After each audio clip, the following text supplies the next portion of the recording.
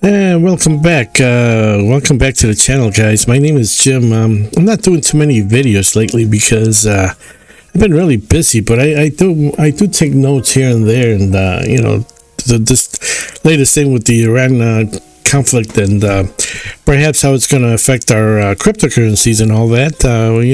Check out the cryptocurrency channel in the down below where I have my other channels, and make sure you subscribe if you like the content, of course.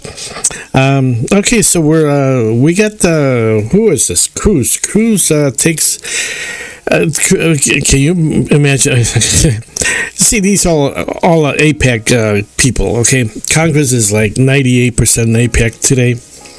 And anybody who goes into office gets money from APEC. Cruz is APEC guy, right? He sounds like a very conservative guy they all sound, they're like car salesmen. They tell you what you want to hear, what your politics are. They sound like upfront, like they're leading the charge to whatever it is that you want done in government. Perhaps your beliefs, your desires, and so forth. They know how to manipulate the voters into basically into submission, and then they take and do whatever they want to do, whatever Netanyahu tells them to do. That's the way it works. Cruz takes credit for start of the war, and he continues to just like Trump, to parrot victory. We won, and yet Hexa is, we're throttling and we're hovering, and we're giving them more bombs and this and that. The typical rhetoric from Hegseth, and the same Trump. The same thing. It's like the same. They follow the same script. The same thing with Kathleen, the spokesperson for the press. They just take notes of what Trump says. 7 things, if it wasn't because of me, the Iran would have a nuclear bomb, and these, which they didn't. They don't want a nuclear bomb. So all they wanted was uranium, supposedly enriched uranium for their what do you call it? For generating electricity for peaceful purposes, hospitals and medical and all that, and like I said before, they were negotiating these things. Hey, yeah, come and inspect. We're okay. We're okay with it because we're not hiding anything. Anyways, between Israel and Iran, I'd rather have, if atomic bombs existed, I'd rather have Iran have a nuclear bomb, but I know they don't exist, and this is the first time some of you have heard me talk about this. They don't exist. These psychopaths would have used they would have been using atomic bombs for the last 50 years since how many years it's been? 50, 75 years since they supposedly, quote unquote, invented. Load of crap. The same thing with NASA and all that. They go hand in hand. They had to lie their way into making a lot of money, so they told the government, yeah, we have these bombs, and we can sell them to you. The same thing with the moon landing bullshit. Yeah, we're going to the moon. Just give us a few million or a few billion, actually. Probably now it's trillions. 40 trillion, by the way, we're up to 40 trillion. I think we're up to, it was 38 trillion a couple months ago, so it's supposedly 1 trillion every month. So, the deficit I'm talking about. Okay, 1020, coached. Oh, Trump talks about, in one of his speeches, that we're getting boatloads of oil from Iran because they're negotiating so well. You think Iran is going to give Trump oil? If he shuts, the problem with Trump is that he has a fucking, sorry, he has a big mouth. Okay, when you're negotiating in a war, you don't. You guys remember WWE a long time ago, where Mr. Ito, I think it was, he would take salt and throw it at the opponent when the referee is looking the other way. You don't negotiate that way. You know, when you negotiate, you're calm. You don't threaten people. You don't threaten people, or else they're going to get pissed off and they're going to bomb the hell out of you. And if you already have a war that you've already lost, don't threaten people, when you're negotiating. You may do that if you have no last resort. It may work, and then you run. And that's what Trump has got to do, because he is basically, he says about a week ago, he said 10 to 20 boatloads, and we're going to get more boatloads. These are ships, they're not boats. What the hell is he talking about, a boatload? There's somebody that doesn't know anything about shipping. I know a little about it, by the way.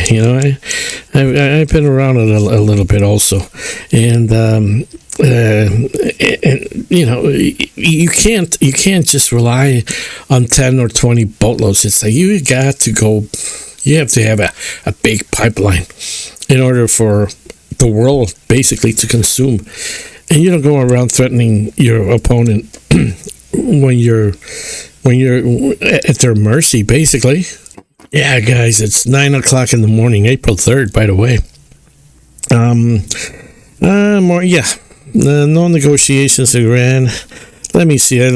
Rubio talks about objectives of opening up the Strait of Hormuz.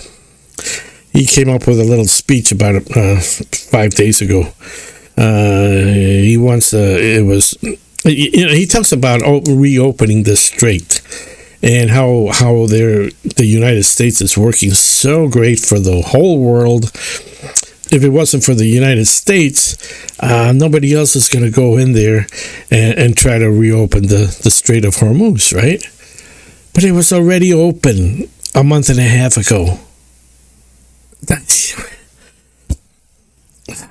Where's the media? Where's the people? Where is the freaking media, by the way? All these people, it just seems like these are handpicked people from, I don't know where they get them from. Once in a while, you see people that I know, like Caitlin Collins and from CNN, which I never watch, but she's cute. No, she seems like sad, but she's just working for the wrong people.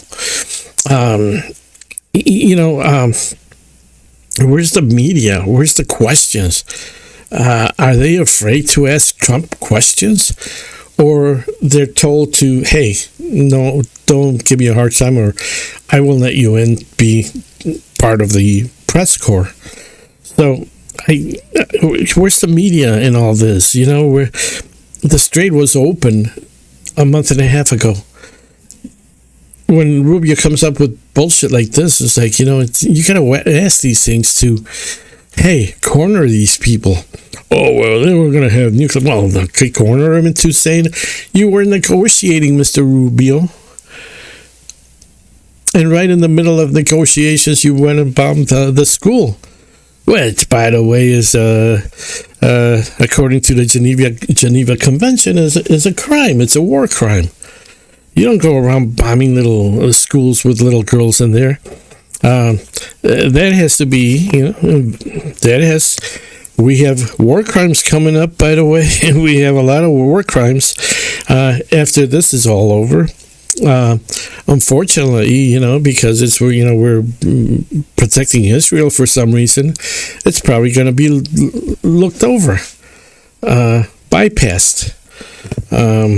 Of course, forget about Nazi Germany and all that. They put everyone to trial, and nobody won. Nobody won.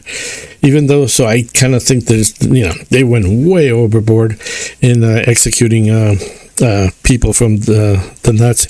A lot of these guys were not in the thick of it, and yet they were executed. You think they're going to execute all these people from Israel or the United States? Heck, Seth, are they going to execute him when they find that he was one of the people that did the okay for the schools that school to be bombed, killing 180 or so people. Spain denies closes airspace to U.S. military. Not just Spain, but Italy and Greece. And I'm not sure if the UK is still banning or they reopen up their bases to the U.S. military. An E3 Sentry AWAC that was damaged about 3-4 days ago, and it was, according to the media, this is they're so predictable. They say that the Sentry AWAC was damaged because of missiles being launched from Iran, right? Damaged. It was obliterated. The spaceship, the airplane was completely destroyed. It wasn't damaged. It was flat out, a write-off. I don't know if they have insurance or not. Probably not, because it's military hardware. I don't think they can have insurance on that. I'm not familiar with that. Good question, though. I'll look it up. But completely destroyed. You can't repair that thing anymore. Sad to see, an old airplane like that being destroyed. The same thing with the Maria, from that big airplane in Ukraine. It was destroyed. Sad to see something big like that, huge airplane destroyed like that. But anyways, that's something else. The E3 Sentry is basically on.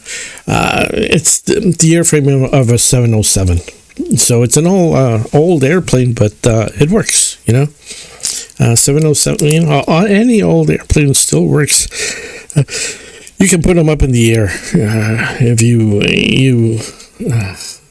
do the necessary repairs or whatever, maintenance and updates and things like that, airworthy directives. You can put any airplane back flying as long as you put it passes everything.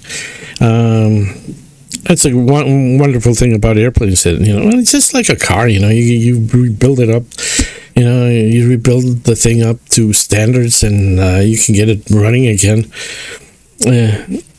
Just that it takes a lot of time and effort to get these things up. But anyways, that's what happened to that E3 Sentry. Price of oil continues going up. It kind of topped off, I believe, this morning, which is April 3rd, at about 112. It came down. It was 112 yesterday. This is Brent oil. Came down to 111 earlier today. So it's kind of like it went up quite a bit because of the latest comments from Big Mouth Trump. Big Mouth Trump comes up with these basically idle threats. They've been pretty idle for the last month and a half. Trump threatens to blow up oil wells and other infrastructure in Iran, and while he's talking about that, Iran is bombing the hell out of UAE and all these other states. They're doing it pretty legally as far as I'm concerned. They're destroying the military government structures that are to be used against Iran. And latest is that Amazon got bombed also with Oracle, or they were targets a few days ago, because Oracle probably most likely provides information to the U.S. military. So that's still basically like a legal part structure that you can destroy if you're in a war. You can't destroy a school with little girls in it. You can't destroy a hospital and so forth. Ambulances, like they're being destroyed in journalists in Lebanon.